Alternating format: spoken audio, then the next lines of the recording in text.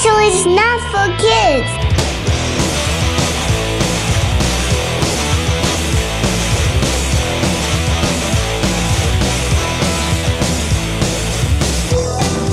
This is a shelf-stable first. I actually pre-seeded the banter. Do you want to hear what I came up with? Sure. Brushing your teeth in the shower. So this was like literally a shower thought.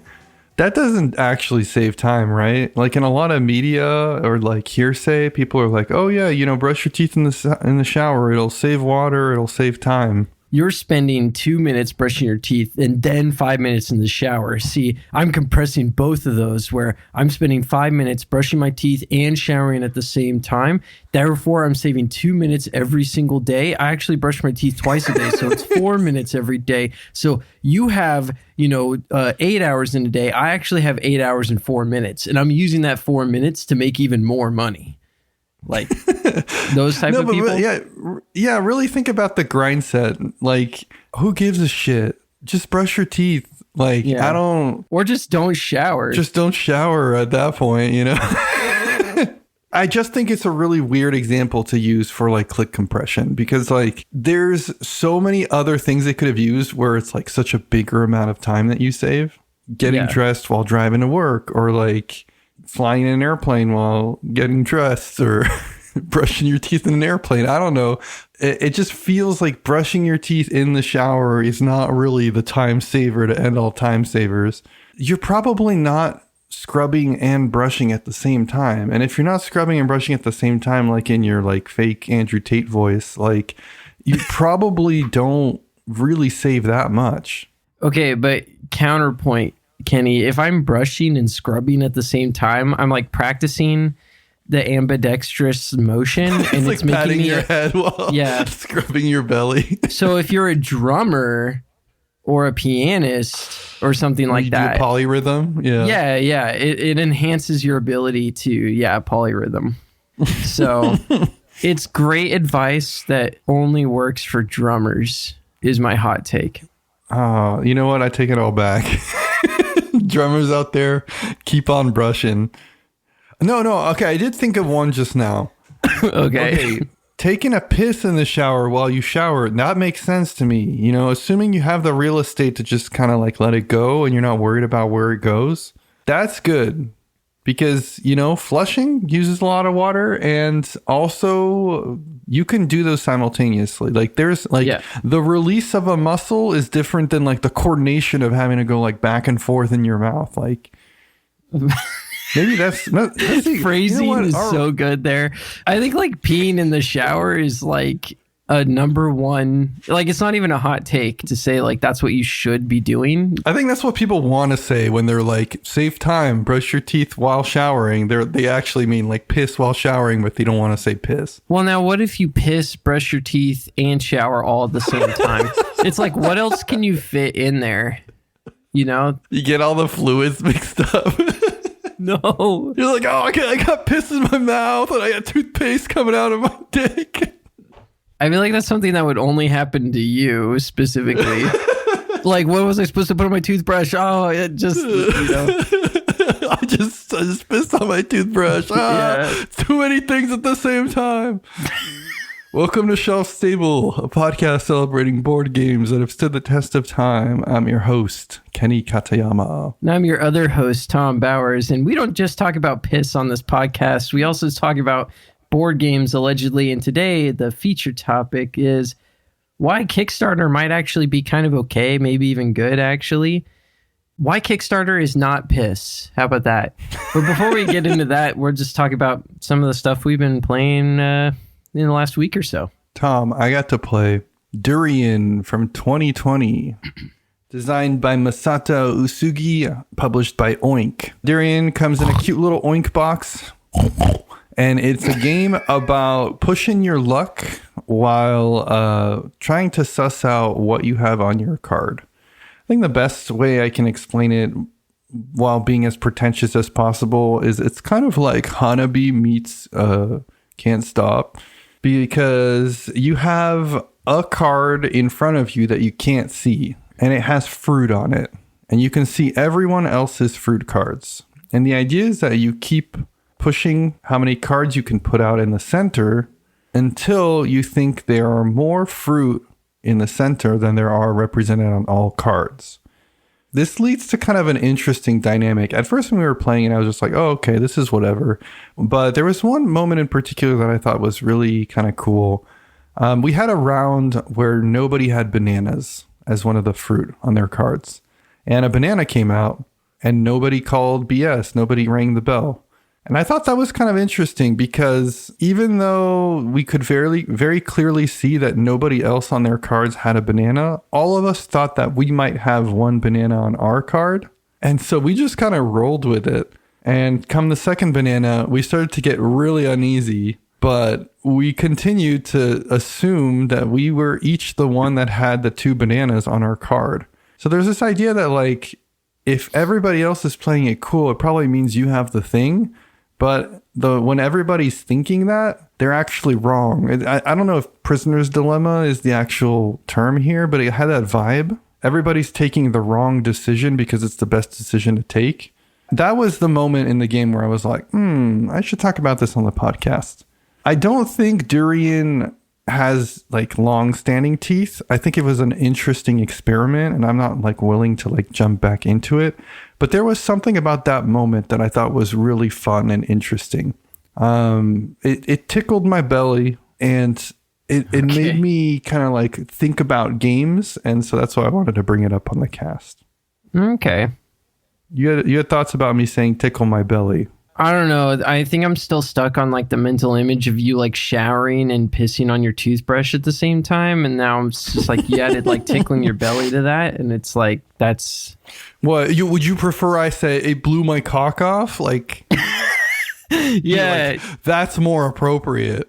Yeah, exactly. Just say like, it blew like 1 millimeter my dick off. Like, something like that. That would translate better for me. I'd understand that easier. Most of the time I feel like you talk about a game and I go, I got to try that one out. And right now I'm just like, okay, you're not selling me on it too much, honestly.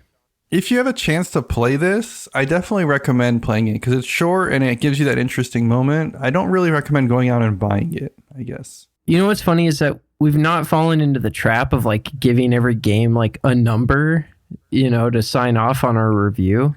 But I almost wonder if that would help at this point with this one in particular. Like you had to give it your BGG number. What are you going to do?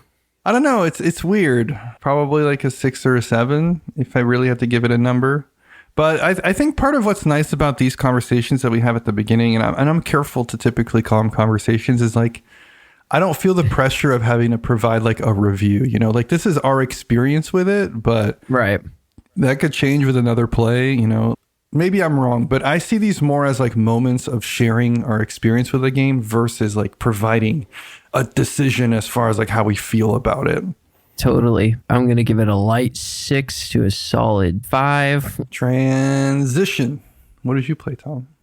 So recently I've been playing Schotten, Totten, and amazingly, I apparently have not talked about it on the show before this. You have not talked about it? I have not talked about it. This game's from 1999, designed by none other than the only Reiner Knizia, published most recently by Iello, but it's been around since the 90s. So there's a lot of versions of this, a lot of different arts. Probably has to be some anthro furry version of this out there somewhere. And if not, get on it. Yeah, it's a Knizia game. What the hell are you doing? Yeah, the fuck. So I don't know what exactly this has in common with Battle Line, but my understanding is that it is a similar that he created like a similar series of games, and it's like Hanami Koji. It's like a lot of these 2-player just like head to head where doing like a tug of war essentially. I can speak a little bit to that one. Battle Line and Schotten are the same. Originally, Schotten didn't have the powers. The year after Schotten came out, basically he published Schotten with GMT as Battle Line, as just like a historical theme. And then when they did a reprint of Schotten, with Iello and others, they added the abilities that they had put in Battle Line to Schotten Totten. So at this point, they're like pretty much the same game. So I appreciate the historical review. By the way, speaking of Battle Line, though, specifically, because yes, you're right, this is like the exact same game. I actually think like Schotten Totten, the Iello version, the art is nice. I think the characters are like hilarious and quirky. Like it's doing the thing where it's like deriving humor from the Scottish cultural touchstones. I don't know if it's like offensive to Scottish people though. When I played it, it didn't feel weird to me. Yeah, I'd love to hear from a Scottish person if this is like, it's like cartoonish. It would be like playing a game that was like about American culture and it just showed a lot of like zany weirdos like that are eating burgers in every card or something like that.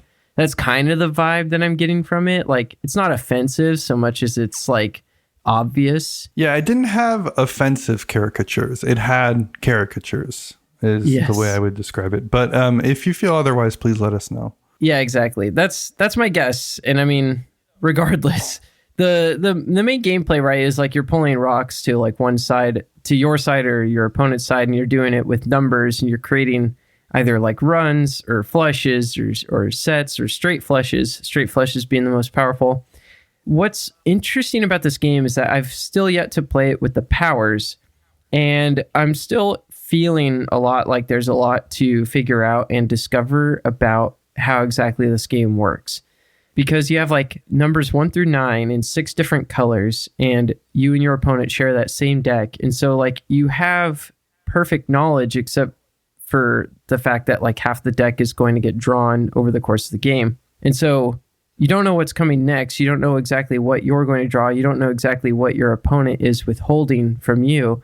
And it's a game about constantly worrying about what information is going to be revealed to them or you, and having to make decisions, like not knowing exactly, where your investments are going to pay out, if that makes sense. You have this interesting pressure to hold on to as much information as you can to keep your opponent guessing and put them in that awkward spot. But the more you do that, the less flexible your own turns or your own moves become. At least that's how I've been experiencing it so far. And I think that if I were to play this a bit more often, I would start to reach a point where I'd understand or intuit like the probabilities a little bit. And not just that, but I might even be able to gain a better appreciation for where I'm putting certain numbers.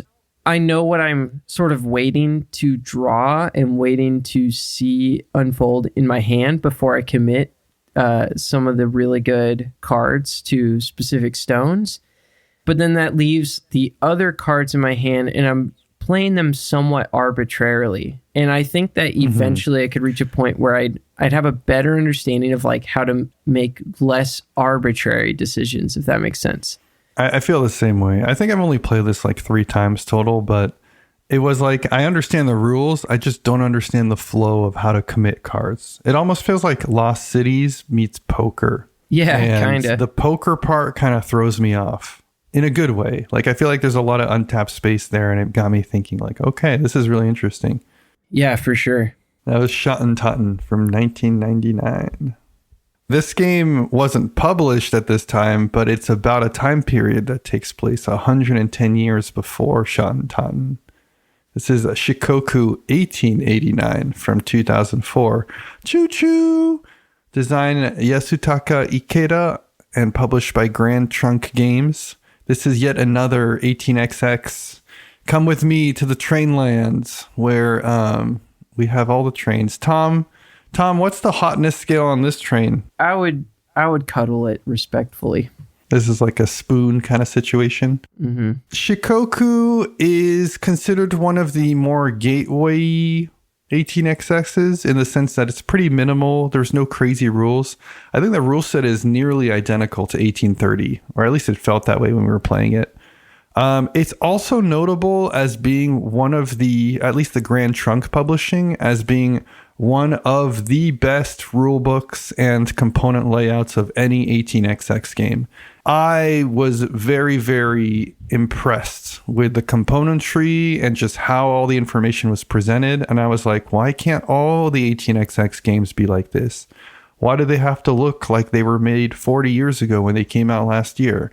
Not only the aesthetic, but also just like little touches. Like when you buy the last train, there's a reminder underneath where you buy them of like what triggers. And these are things that a lot of 18xx players take for granted. But when I was teaching this to 3 new players, it really, really helped, and it allowed us to get going faster. Part of the credit goes to the people I was playing with. They came pretty prepared and they just kind of understood everything because they're smart. But like on top of that, I just have to say, like, production wise, top marks, excellent. Let's talk gameplay wise. You're doing your usual 18xx stuff. You're half the time you're manipulating the stock market, buying shares. The other half you're laying track and defining how those train companies pay out. I think that Shikoku definitely leans on the share part, but it has a good balance. And the thing that really marked me about Shikoku is how tight it is. You have like no flexibility in tiles. And we were constantly like, oh, there's none of this tile. Ah, shoot. Can you do this and this so I can use this? And there was almost like cooperation, even though we're supposed to be competing, because of how tight it was to lay things out. And I'll just say, if you're going into your first game of Shikoku, keep an eye on the tiles and what you think people are going to use, because there's a very good chance that you will be blocked from fulfilling the line that you're trying to make simply by there just not being any more of that tile available. And that was like surprising. The other thing is there's like this interesting phenomenon. Normally in 18xx games, you can open only part of the companies. Like, let's say there's like 8 companies available. You can get away with just running 6 of them, because that's what makes sense financially for the players at the table. And then the game just keeps going. In Shikoku, we actually hit this weird molasses-like wall. And I'll just be honest, it was a little unpleasant. Like, we were having a great time with the game until we hit this wall. And I think that we hit it just because we didn't know how the game's flow goes. We were going at a brisk pace, and like around the 3rd hour, it was just like, nothing's happening anymore. What's going on? We had to like pause and understand the game. I'll try to explain this in like without going too much into rules. There were 6 of the 7 companies running. Each company could only have 2 trains and cannot discard trains. And we had purchased every single train available. The way that you make the game continue and you free up space for additional trains is by purchasing the next train. But we literally had 2 trains at each company. We had all 12 of the possible trains that were available. So we couldn't buy the 6th train that was in the market to continue progressing the game because we physically couldn't with the companies we had. Our only solution was to open the 7th and final company in the game. And this is intentional. Again, speaks to how tight Shikoku is. I was talking to one of our listeners, and apparently what people typically do in Shikoku is they plan for that and they open the 7th company before that operating round goes so that they won't run into that block. Or alternatively, they'll find a way to discard and pawn off one of the less valuable trains earlier in the game so that they have one spot available to purchase that 6th train. Fascinating. I think that bit was a little unpleasant, but I chalked that up to new player experience. I don't think that would ever be an issue again. It also makes me appreciate the design because it's not just letting you do whatever. You kind of really, really have to have an understanding of the overall flow to be effective. Ultimately, really enjoyed Shikoku. Would like to play it again. I'm still of the opinion that I think I prefer 18xx games online than in person, but both are pretty unique and interesting experiences. So I feel like I'd be happy to do both. It's funny because I feel like I'm primed. I'm ready. I've played Imperial Steam and you haven't. And it's not the same degree of like chonk.com, but like it does have the same thing where it's like, if you don't know the story, the sort of arc that the game's going to take you on, you're going to find yourself kind of stuck, slowed down, and frustrated. But if you are ready for what comes ahead, you're going to be like, all right, I'm cooking. So it has that in common with these, you know. I get that it's probably pretty different, but still, I'm ready. And it was interesting as you were talking about that, because one of the things you said was like, it's not a game that lets you kind of go around and do whatever. I'm like, is there 18xx out there that does let you go around and do whatever? I think that's one of the strengths of the 18xx series. They're very, very flexible. And even Shikoku, I mean, there's a lot of different lines of play. It is very much kind of a sandbox, an economic sandbox to a certain extent. And that's what I like about it. Conceptually, I love economic simulators. I mean, you know me. Yeah, that was Shikoku 1889. All right. Well, I've been playing Magic Maze. And by been playing, I mean, I played it once with you at the newly opened board game cafe here in town, where we had a good time. Magic Maze is from 2017. It's designed by Kasper Lapp. Kasper Lapp has won a lot of Spiel des Jahres nominations. Oh yeah, this was published by Sit Down. Yeah, you sucked at this game. So I feel like I'm being wrongly accused of sucking. First of all, it was late. Second of all, this cafe, weirdly enough, did not serve any coffee. I see. It's the cafe's fault. Yeah, exactly. I'd had no coffee, 2 beers. We're playing Magic Maze, and you give me 2 rolls, one of which is movement, and one of which is flip the tile into the next room. The problem with that is that if people are banging the table at me, I don't know if they need me to move a pawn or if they need me to open a room.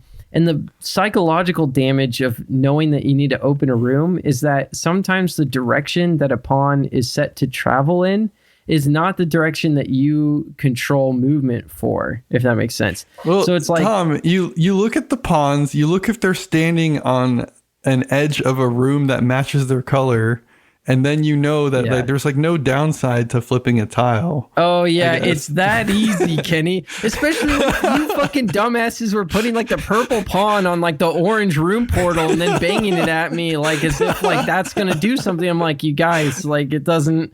Anyway, like it wasn't. Yeah, like I can admit that I was not as engaged as I needed to be for a live action game. I can't say you had one job because you did have 2 jobs, but you kind of had 2 jobs, Tom. Like, I was.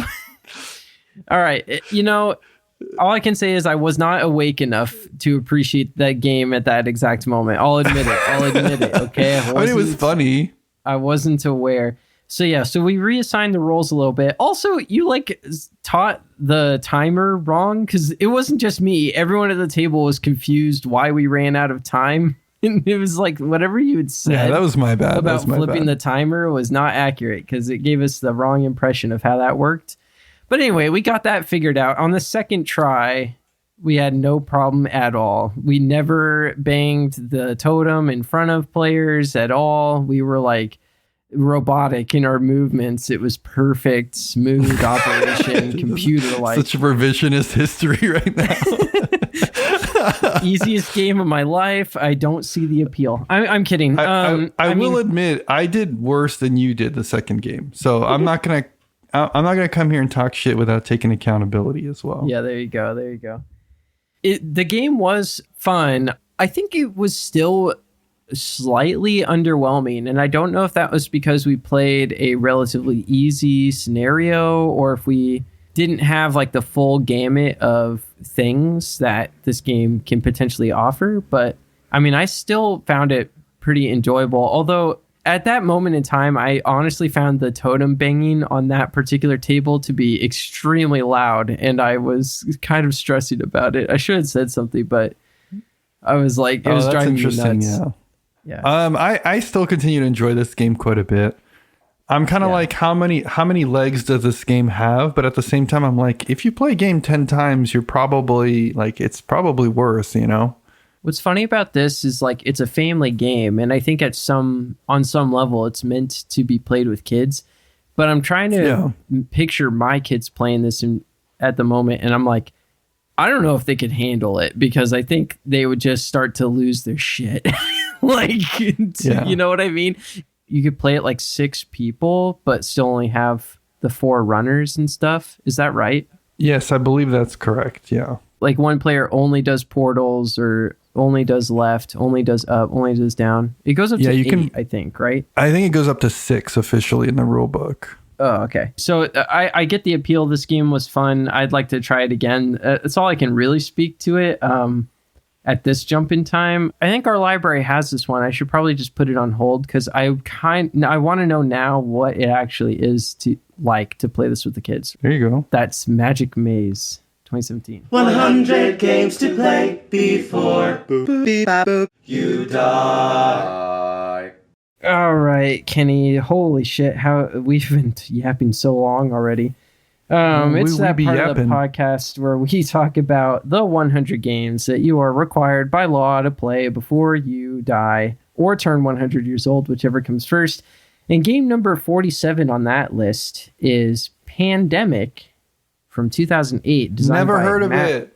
Leacock, published by Z-Man. Kenny, Pandemic, why did you put this on the ultimate list of board gaming? I've been told that Pandemic is a cooperative game. So I think it's here as like the cooperative game. It's also an evergreen one. It never goes out of style, is what you're saying. Yeah. I've been told, right? Because even though I've played this like over 20 times, I snooze every time. So I can't really tell you whether or not it's a good representation of that because I'm asleep every time I play it. Even the first time you played it, you were like, I sleep. Yeah. Like, how do we play it? Oh, I'm just trying to rustle your jimmies. It's working because it's like we have gotten to a point, right, where we have glazed Dominion. We've glazed Catan. I could go on and on about all these games that, you know, it's classics where we're just kind of like, people think at some point, oh, I've graduated from that. And Pandemic right now, I think it's really hip to be like the kind of guy who's like, Pandemic, I guess, you know, like. What are you talking about? Pandemic just came out with like a super popular Lord of the Rings version. I think everybody's like, yeah, more Pandemic. It's like the opposite. True. Nobody's ever said anything bad about Pandemic, and I'm here to change that.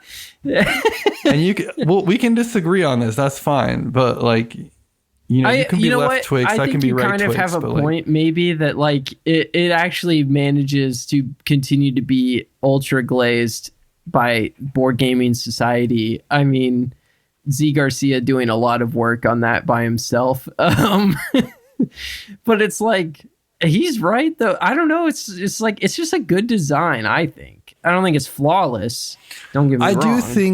I do think the Epidemic cards are an amazing feat of design. The idea that like you can thematically represent certain areas breaking out more commonly by resetting the areas on top of the deck instead of shuffling the whole deck.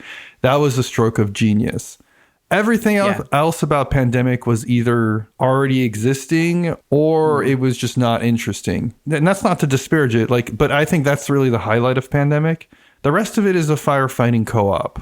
I will be the first one to say, like, firefighting co-ops are not my thing. I'm not opposed to them, but to me they're just kind of like water. And then when people are like, let's drink water again, I'm just like, can we have something more LaCroix like, you know? So it's on the list because it deserves to be on the list, and it is a good game. I think I'm just a hater.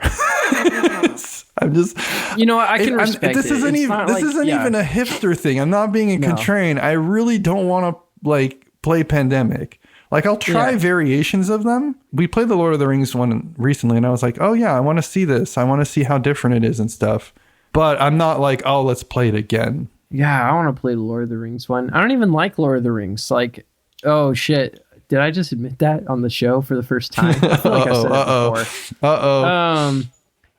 before. I should clarify. I enjoy the Lord of the Rings setting. I have never bothered to watch or read it all the way through. That's my problem. I'll fucking watch them, you know. I don't want to watch the extended edition. I don't think I could care. I like the birthing of the orcs. I thought that was really beautiful. It reminds me of my own birth. Why do you like Pandemic?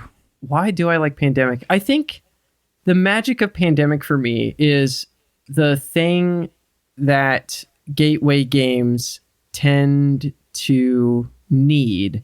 I still remember when I worked at a board game store, I taught a group of people this game. And I think it was like their first time playing this kind of game, something that was like outside of the Parker Brothers sphere. And I just watched them play. I watched them go in a circle, kind of giving, prodding advice here and there. And then finally the Epidemic card comes out. And just like you said, like, I think at that point they were like, okay, I get it. This doesn't seem all that challenging. I'm not sure what, where the hype comes in. It wasn't clicking yet, but then it was like, as soon as I reveal that the infection deck is going to get shuffled and put back on top, and all of the cities that they've been treating are now going to get reinfected, their eyes like went wide. Like they were like, holy fuck. Like they're like, I get it. They're like, wow. And that narrative like spark, that sort of adventure, it's lost on cynical gamer bros like us who make podcasts about board games because we're so invested in 18xx and all that shit that like we just like can't be bothered anymore for the lighter fare. It still holds that, I think, over newcomers, over beginners entering this hobby. And I think that's what I like most about it, is that it's so approachable and it tells such a cool story. And it does so with these elegant mechanics. It being cooperative is often a new experience for people. Why do I like Pandemic so much? Probably for the same reason you put it on this list. It deserves to be there because it is such a perfect way to open people's minds to what this hobby itself can be. And I think it still works as a game that anyone of almost any skill level can enjoy playing to some degree. It wasn't the first co-op game, but it was kind of the one that opened up the space. It was the one that set a new precedent for like, oh, we can make games where none of us are trying to beat each other. We're trying to beat the game. At least it made that part of like the cultural zeitgeist. Before Pandemic, people wouldn't ask like, is this co-op or competitive? It was just assumed that the game was competitive, and Pandemic changed that. So yeah, like the thing is that it almost overshadows itself in the wake of its own influence. Yes, Yeah. And then he did it again with Pandemic Legacy. It's kind of incredible just how much board gaming has been affected by this same designer. You got to give Matt Leacock credit. Yeah. That was Pandemic, 2008. Okay, Kenny, enough yapping, enough bullshit. It's time to really get into it because we got to get back to work. Yeah, we got to get not fired. It's time to talk about the real meat and potatoes, the part of the podcast that people come back week after week for, and that's the main topic, the main idea, the thing that changes every week, which ironically is what they keep coming back for. And this week we're talking about why Kickstarter might actually not be pissed. What do we mean by this, Kenny? And when we say Kickstarter, it's a stand-in for crowdfunding as a general rule of thumb. Yeah. Well, why is crowdfunding a thing? I think we are haters on Kickstarter as a general rule of thumb. What? Yeah, this is my hot take. And what? I wanted to take a different approach on this. I wanted for us to kind of like explore, well, what is the value of these games or these platforms for board gaming? Because I do think there is good out there. I see you have a note on this. Do you want to start with that? Because I think that's a good place to start. Yeah. So if you were to ask me, like, what is the place that Kickstarter has? Why does it exist at all? And I think it kind of just goes back to like the roots of crowdfunding as an idea, which is like, hey, I'm a guy. And by guy, I just mean I'm a person. Hey, I'm a person. Step one, I'm a human being who has an idea. Oh my God, and I think it's a good idea. I think it's an idea that's good enough that people will want to share in this idea. I want to be able to express my idea, but it requires capital. It requires manufacturing. I'm inviting the general public to invest in my epic idea. I live in like Bumfuckerville, Nebraska or something, right? Nobody in my town. Sorry to all our Nebraska fans out there. Sorry, Nebraska, especially if you're from Bumfuckerville. They have really good waffles there. I would believe it. It's like, hey, like, you know, no one in my town has more than $10 between them. We gotta get people online to invest in my idea because the reach, right? The You're saying of my idea.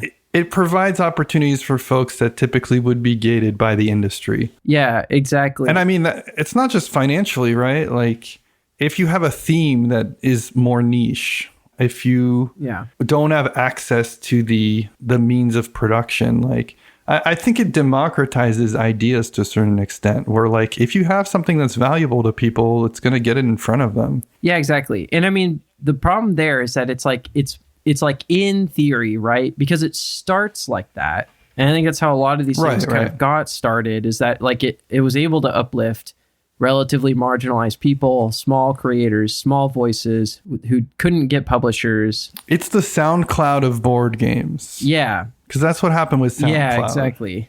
Because what happens is it just creates an alternative market. And then as soon as that alternative market creates genuine value in the broader market that predates it, the predation becomes a threat, I guess. Okay, I will inject a silver lining here. I still see a lot of very small scale projects that do well. It's just that you don't hear about them because they're so niche. A lot of print and play projects that are just looking for like $1,000 of funding, something like that. Those typically do very, very well. Roll-in rights, which oftentimes are the same as the print and plays. I think these are the kinds of things that continue to have success. It's just that you don't focus on them because they're such a small percentage of what's actually going on Kickstarter. But I wouldn't say it's as much, the big leagues have kicked out all the tiny ones, as much as just like the big leagues are playing in such a larger space that you don't really hear about the tiny ones anymore, but they're still there. You have to go a little bit digging now, and that's because like crowdfunding itself has become a business in its own right, essentially. Yeah. You look at successful campaigns anymore, some of the biggest ones, stuff that gets to the front page, right? It's all very well architected. It's like designed to have a certain type of appeal. The tiers are set up in certain ways, right? Whatever drove success in the early days has now been codified into its own kind of self-fulfilling industry. Does that make sense? Yeah, that makes sense. It's like if you went out there and you were the first person to be like, okay, like, you know, you can donate to me at this amount, or you can donate to me at this amount plus another $10 plus another $20, and then you'll get this, and then you'll get that. And like people just started like throwing stuff in, expansion content, Kickstarter exclusive deals and stuff like that. That's where I think everything changed, right? And then like everyone has to sort of follow suit in order to get on the front pages and so on and so forth. The same way that like YouTube algorithms like promote thumbnails, where you have like a guy with a gawking face in the thumbnail, it's going to get more clicks than a video with something really dry, you know, or even just like a random thumbnail. If we want to pivot a bit, I would say another benefit to Kickstarter for those larger companies is that it has genuinely allowed us to have more ambitious, risky projects. This is kind of a weird thing to say nowadays, but back at the time... Let him cook. But back at the time, Everdell was a risky project. Everdell was kind of a risky endeavor because the whole critter craze that we're currently experiencing, that wasn't a thing. Everdell was definitely one that like spearheaded a lot of that, in addition to like Wingspan and Root. And then it just kind of blew up. That was only possible because of Kickstarter, in my opinion. Piece of shit Dan Yarrington, like he's had other companies and things like that, but he's very much kind of driven by the business prospect of board gaming. He doesn't care about creating art. The fact that he signed off on a game like this is pretty much only possible because the folks that designed it were passionate about it, and they had a potential platform to gauge whether or not it was worth moving forward with it. So we're talking about a bigger company, an opportunity where there is money already behind it, but a theme and a concept that were only executed because there was a way to see if people wanted it, and when they wanted it, they were able to go and greenlight it and put it forward. So it's not just the small publishers that benefit from this opportunity, it's also the big ones. I think a similar thing can be said about a lot of CMON projects. It just lets people be more ambitious and adventurous about what they're putting forward. What is crowdfunding good for? It's good for getting smaller voices, smaller names, unknown names, risky ideas, etc., getting them the money that they deserve, and then getting their product on the shelves ultimately because there was an interest, or they found their niche, or their niche found them, etc. Right? I don't know that Kickstarter, these crowdfunding campaign websites, are particularly good at doing this anymore. Like, I get that it's still happening, but I think the idea of like connecting niche interested people with niche specific creators is not really like their MO as far as how they generate revenue. And so it's like, what else can we really say about these websites? I think we can take the angle of like, what are the other benefits? And the ones that even we kind of hate on to a certain aspect, like we can probably find some silver linings in there too. Well, I guess I could go out here on a limb and just admit that I like the bonus content sometimes. Yes, I think that's one, yeah. If the bonus content and behind the tiers is of interest to me for its aesthetic, I like that. I like when there's like little kind of extra rinky-dink prizes for people who put a little bit more money into it. I think that a lot of pledge milestone goals or bonuses that get added, they are definitely made with the Kickstarter in mind. And sometimes they can be just there to get more money out of people. But that doesn't change the fact that when they're good, they're good. And I think we've seen a lot of expansion content that wouldn't have existed if the game directly went to retail because the publisher was trying to position this game for Kickstarter. I think of things like, deluxe components and things like that, like the nice coins in a lot of the games that you can like buy to upgrade. And while I don't subscribe to the idea of always getting them, and I feel like sometimes they're a bit predatory, I do like that they exist.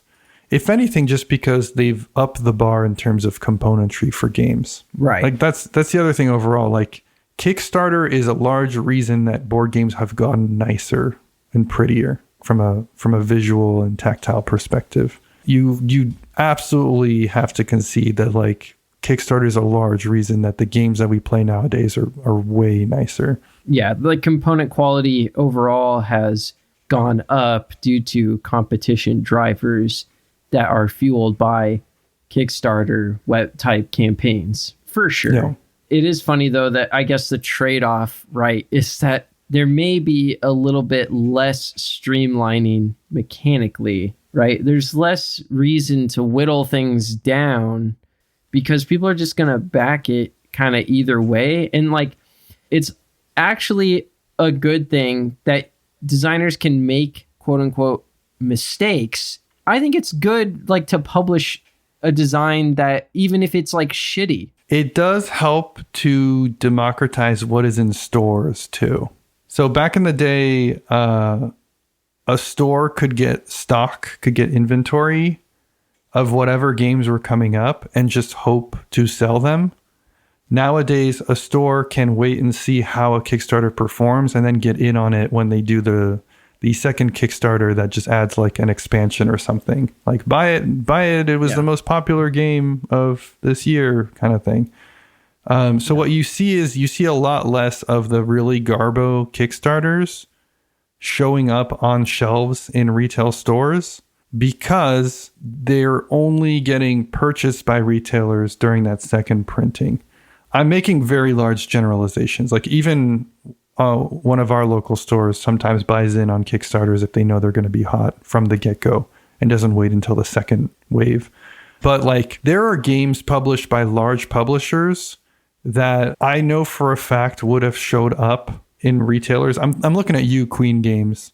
Some real garbage that you put out sometimes.